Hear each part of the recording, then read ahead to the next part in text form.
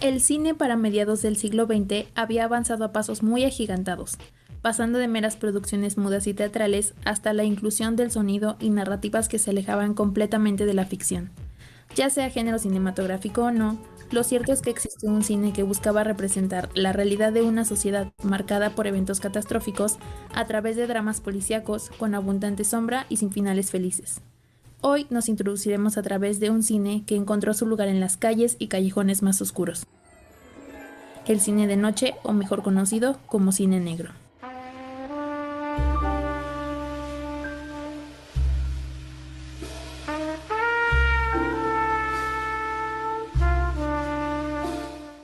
En una época marcada por los estragos causados por la Gran Depresión, las grandes guerras y la prohibición, nace el cine negro, o cine noir, un género cinematográfico nacido en Estados Unidos durante las décadas de los 40 y 50 que narra sucesos relacionados con gángsters y detectives, quienes se encargaban de resolver crímenes que reflejaban a la sociedad de esa época.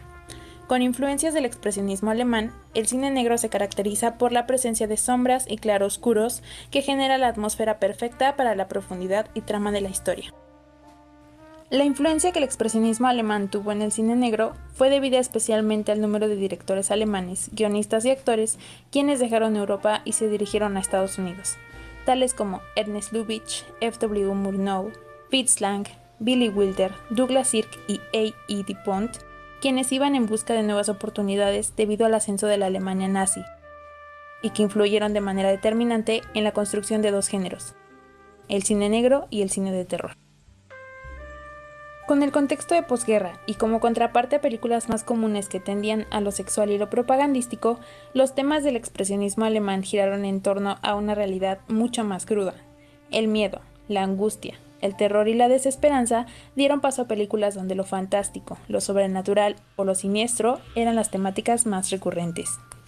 Temática que, años más tarde, adoptaría el cine negro para la realización de sus películas, pues si bien se trataba de un cine que se caracterizaba más por su estética que por su contenido, el cine negro adoptaría características del expresionismo alemán, tales como una puesta en escena llena de contrastes, luces y sombras, una escenografía que seguía perspectivas falseadas, objetos asimétricos, líneas oblicuas y diagonales, además de una interpretación donde los sentimientos como el miedo, la ira o el deseo se expresaban exagerando las emociones al máximo.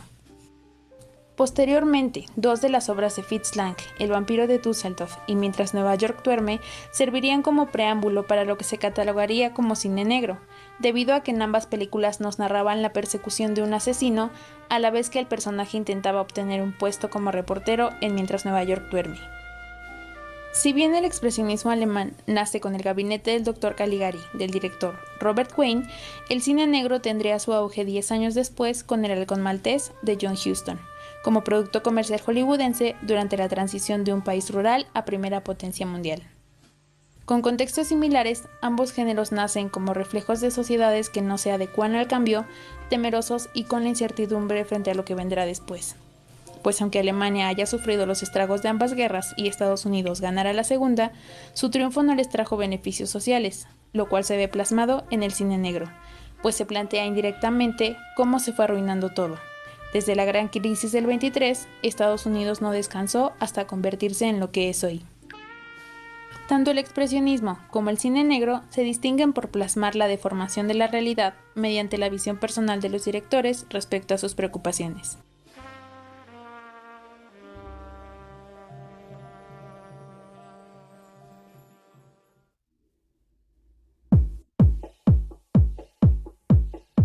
Y bueno, en lo que respecta sobre el origen del cine negro, el término como tal derivó de una colección de novelas policíacas y de novelas negras que fueron publicadas por la editorial Gallimard, que más tarde el crítico de cine francés Nino Frank tomaría como inspiración para referirse a un tipo de cine con aspecto visual y temáticas similares a este tipo de novelas. Ante el fenómeno económico de la Gran Depresión de 1929 en Estados Unidos, los estudios de Hollywood aprovecharon este suceso por el descontento de las clases económicamente vulnerables debido a la crisis económica, el totalitarismo, la exclusión social y la corrupción. Entonces, lo que se empieza a observar a partir de los inicios de la década de los 30 son filmes sobre gángsters y crímenes urbanos ambientados en la era de la Gran Depresión, con el fin de hacer un retrato visual del mundo norteamericano de la época, así como para reflejar la creciente confusión de las actitudes culturales antes y después de la guerra. Sin embargo, es hasta las décadas de 1940 y 1950 que se considera como el periodo clásico del cine negro estadounidense. De hecho, para algunos críticos del cine, consideran que la primera película que se establece totalmente dentro del género fue El Halcón Maltés, 1941, de John Huston. Por otro lado, en la narrativa del cine negro, la fuente primaria para los argumentos de los clásicos del cine negro provinieron principalmente de los thrillers americanos de detectives y crímenes que se popularizaron en revistas como Black Mask, y además de que la trama se vio liderada por escritores como Dashiell Hammett y James Malahat. De hecho, muchos de los clásicos del cine negro, como El Halcón Maltés, 1941, y La Llave de Cristal, 1942, estaban basados en novelas de Hammett, e inclusive las obras de Malahat sirvieron a su vez como la base de los filmes Perdición, 1944, Alma en Suplicio, 1945, El Cartero Siempre Llama Dos Veces, 1942, entre otros filmes. También tenemos al escritor Raymond Chandler, quien se convirtió en el autor más popular de la novela negra, en el que muchas de sus obras fueron llevadas a la pantalla, como Historia de un detective, 1944, El sueño eterno, 1946 y La dama del lago, 1947. Otro importante autor de la novela negra que sirvió como fuente para muchas películas del género negro fue William Riley Burnett, que durante la época dorada del cine negro, 7 de sus novelas fueron llevadas al cine, entre de ellas El último refugio, 1941, Un alma torturada, 1942 y La jaula de asfalto, 1950. Pero la cosa no se quedó ahí. Numerosos novelistas del género policíaco se pasaron al otro bando, ejerciendo además como guionistas cinematográficos de esos mismos éxitos. Gente como Hamlet, Chandler, Riley Burnett, Jim Thompson, Steve Fisher fueron los responsables de escribir algunas de esas películas.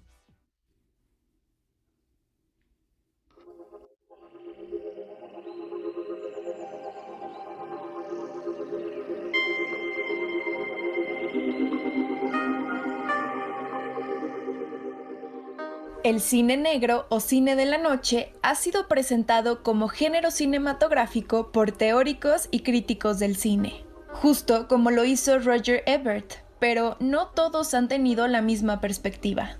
Por un lado, Robert McGee menciona que se trata de un subgénero del género policíaco, mientras que Paul Schrader sustenta la idea de que al hablar del cine negro nos referimos a un tono, a una atmósfera, al ambiente de una historia. Es cierto que estas perspectivas difieren entre sí, pero todas están de acuerdo en una cosa: las características y elementos que por naturaleza definen al cine negro. Empecemos por los personajes. Y claro, como en el cine negro todo el mundo fuma, siempre en compañía del cigarro como clásico símbolo de masculinidad.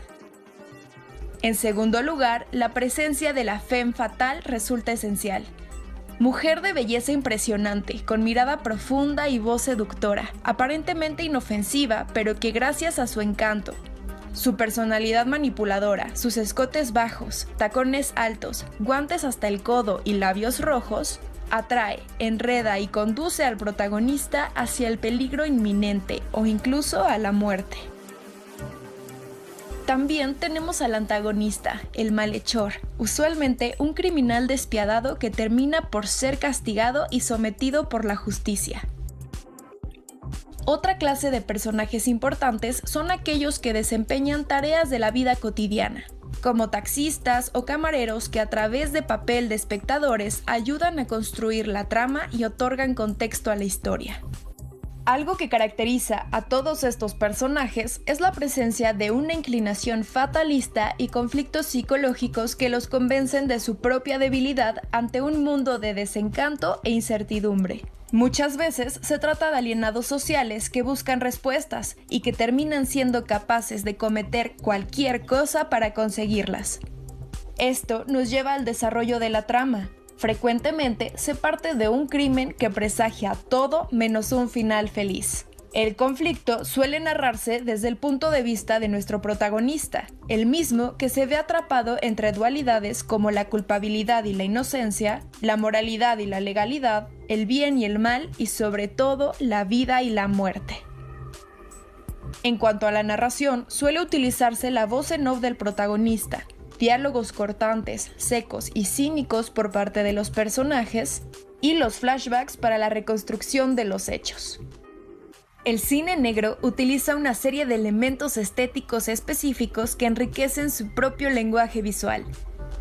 Elementos que en su origen pretendían plasmar la decadencia del sueño americano y la podredumbre de una sociedad consumida por la guerra. Para empezar, las películas eran proyectadas en blanco y negro, técnica que rescataba el juego del claroscuro, de las líneas, las sombras y las figuras propias del expresionismo alemán. Usualmente, las historias se desenvuelven en lugares de mala muerte. Callejones adornados con carteles neón parpadeantes, puertas traseras de lugares lujosos e interiores claustrofóbicos. Atmósferas sombrías y desamparadas, sometidas al cielo nocturno y a la lluvia eterna.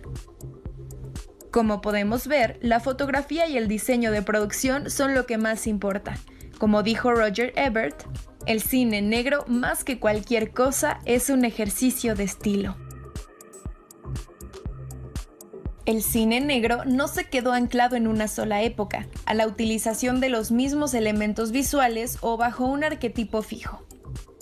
Este género se ha ido adaptando a lo largo de los años a nuevas visiones e incluyéndose a sí mismo en el denominado mestizaje cinematográfico. Llamamos neo-noir a aquellas películas que evolucionaron a partir de lo establecido por el cine negro, género cuyo final, según teóricos del cine, fue marcado por la película Sed de Mal de Orson Welles en 1958. En los años 60, el género comenzó a reinventarse. En cuanto al estilo, los elementos principales se conservaron, pero ahora la temática se centraba en contenidos más actuales. Y en cuanto a la propuesta visual y a la presentación de sus personajes, también hubo innovación. Ahora, su psicología se vuelve más profunda. Se puede apreciar en pantalla la desconfianza e incertidumbre, la distorsión de los valores y la moral, una crisis de identidad en busca del propio ser.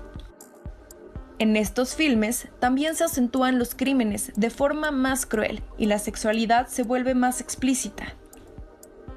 La justicia nunca llega a presentarse del todo, volviendo a la trama más confusa y muchas veces dirigiéndose hacia un final abierto. En 1974 aparece Chinatown del director Roman Polanski y posteriormente en el 76 Taxi Driver de Scorsese. Ambas películas que serían consideradas pioneras de este nuevo rumbo que tomaría el género. En la década de los 80, el nuevo noir empieza a adquirir nuevos matices y aparece la figura de acción. Un nuevo justiciero urbano en filmes como Blade Runner o Terminator. En los 90 volvemos a echar un vistazo al pasado con filmes como Pulp Fiction o Seven. Posteriormente, en los 2000 vemos nuevas hibridaciones del propio neo-noir, como por ejemplo en Sin City, película proyectada en blanco y negro con toques de color, o Drive de Nicholas Winding. Actualmente, el género del cine negro se entremezcla con otros, como el cine de gángsters o el terror, o con el cómic. Géneros que no son cine negro en su totalidad, pero que a la vez son cine negro en su esencia.